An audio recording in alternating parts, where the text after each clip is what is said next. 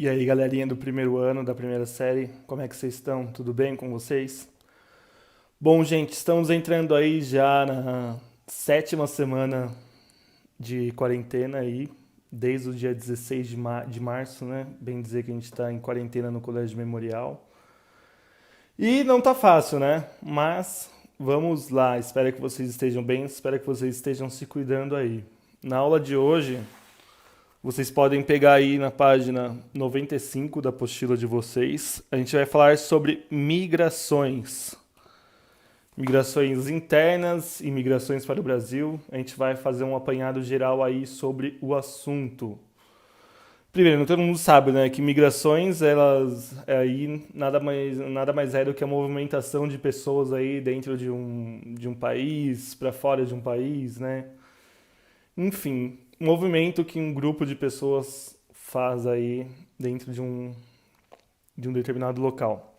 A gente vai começar falando então sobre o êxodo rural, que é um tipo de movimento migratório que consiste numa ida em massa da população do campo para a cidade. Essa população então ela migra das regiões aí rurais do Brasil para os centros urbanos em busca de melhores condições de saúde, em busca de trabalho, em busca de melhores condições de moradia, de saneamento básico. A partir do momento que as cidades começam a oferecer uma infraestrutura muito grande, muito boa em relação à infraestrutura do campo, essa população aí ela começa a migrar para os centros urbanos. Então esse aí seria o êxodo rural, né? O conhecido como êxodo rural. Aconteceu bastante aqui no Brasil, com a queda do café e com a ascensão da urbanização aí nas grandes cidades, né? Das fábricas de tecido, fábricas de automóveis e tudo mais. Então teve aí uma migração maciça do campo, sentido campo-cidade, tá? Então, é, há quem diga que traz graves consequências aí para as cidades, que é negativo para as cidades, mas hoje em dia, digamos que as cidades elas já estão preparadas e adaptadas para receber aí um grande número de pessoas, né? Como sempre estiveram. A expansão das cidades ela ocorreu através do êxodo rural. Obviamente, em países desenvolvidos ela ocorreu de forma melhor, e no Brasil acabou aí gerando regiões muito desiguais, né? Trazendo aí alguns problemas urbanos. Mas, enfim. A gente tem aí também, ó. Calma aí que essa palavra eu preciso ler, que lá não é fácil.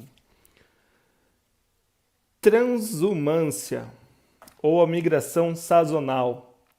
Também é um tipo de movimento migratório, não é mais tão comum no Brasil, já foi muito no passado, que é quando você sai por um período da sua terra. Então, digamos aí que eu moro numa região do Nordeste onde a seca dura o ano inteiro.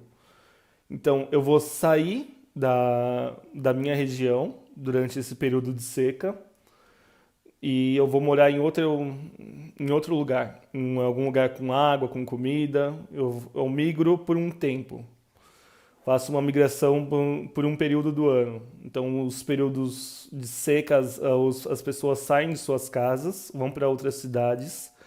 E quando volta a chuva, as pessoas retornam para suas casas, retornam aí para onde tem a sua terra, para onde tem a sua casa construída, retornam muitas vezes com animais, as pessoas às vezes migram levando animais e tudo mais.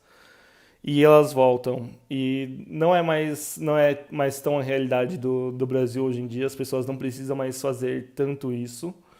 Hoje em dia, se a sua região simplesmente não dá para morar, você pega e vai morar em outro lugar, né?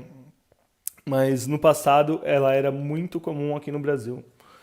Ainda mais, porque você não vai deixar a sua terra lá e simplesmente se mudar para outro lugar, e também ninguém vai querer comprar uma porção ou um espaço de terra numa região totalmente seca. Então é isso. Temos a migração pendular, que ela é isso, muitos de nós muitos de nossos familiares, provavelmente a gente conhece alguém que faz, que ela é a migração que acontece todo dia. Então, por exemplo, eu moro em Jundiaí, ou eu moro, sei lá, deixa eu ver uma cidade mais longe. Eu moro em Atibaia, porém eu trabalho em São Paulo. Então, todo dia eu vou e volto para São Paulo, de São Paulo para Atibaia. Essa seria uma migração pendular, que é uma migração que ela acontece diariamente. Então, aí por diversos motivos, por você morar longe do seu trabalho, por você morar longe de onde você estuda, você tem que migrar todo dia para algum lugar e voltar para sua casa em busca aí de alguma coisa, né? Seja lá o que você estiver, qual seja o seu motivo, né? Enfim, mas acontece bastante, é bastante comum, ainda mais aqui na região, onde muitas pessoas trabalham em São Paulo e moram no interior. Então acaba que essas pessoas não têm dinheiro para morar em São Paulo e fazem essa migração diária aí, pendular. Vamos lá. E a gente tem também as migrações interregionais. A gente vai falar um pouco sobre elas agora. Vocês podem acompanhar aqui na página 96 de vocês, mas eu vou tentar pôr aqui na tela para vocês um mapinha também, tá? Então a gente tem no Nordeste, que ela é uma região tipicamente emigratória devido à miséria, devido à pobreza que existe naquela região. Então a região do Nordeste é uma região onde tipicamente as pessoas migram para outros lugares, para outras regiões do Brasil. Então e também principalmente em consequência da seca muito grande que eles têm lá, acaba que eles acabam tendo que migrar. Enfim, vamos falar um pouquinho sobre isso agora. Eu vou pôr para vocês uma mapinha na tela. Então a gente tem aqui a viagem dos paus de arara, paus de arara, né? Que eles foram aí, que eu vou pôr a foto para vocês dos paus de arara, para quem não sabe o que é aquele caminhãozinho, inclusive para quem não sabe, é como o Lula chegou em São Paulo. Ele chegou em São Paulo de pau de arara e aí o cara se tornou presidente, né? Enfim, ela ocorre aí devido à melhoria de oportunidades em outras regiões do Brasil. Aqui você pode ver no Mato Grosso, São Paulo, Paraná, Rio de Janeiro e Tocantins. E majoritariamente sai aí do Nordeste, do Ceará, Rio Grande do Norte, Paraíba, Pernambuco, Alagoas, Sergipe, Bahia, rumo a São Paulo. E também eles já migraram para a Amazônia no final do século XIX e início do século XX, no auge do ciclo da borracha. Então eles migraram atrás aí dessa fonte de renda que estava rolando na Amazônia nesse período. E agora a região Sudeste. A região Sudeste ela é uma região imigratória. Ela é uma região que recebe muitos imigrantes, seja internacionais, seja do Brasil. Por conta da... Começou aí, ali no período do café, no período de ascensão, de explosão do café, e continuou ao longo de toda a história do país, São Paulo recebendo essas pessoas de outros lugares. Então, aí principalmente vindos do Nordeste também, né? Mas a partir de 1920 começou mais intensamente. São Paulo e Rio atraíram nordestinos e mineiros devido ao surto da industrialização. Então estava tendo muita indústria em São Paulo e atraiu aí esses migrantes e imigrantes para cá. A gente tem do Centro-Oeste também, que passou a figurar ali na construção de Brasília, né? Também com a ascensão do agrícola, com a ascensão do país como um produtor muito grande de insumos do campo, né? Na região Centro-Oeste, começou a atrair essas pessoas aí do Brasil inteiro para lá. Inclusive de São Paulo para o Centro-Oeste ocorreu muito. E, enfim, né? A partir da década de 50 em diante aí.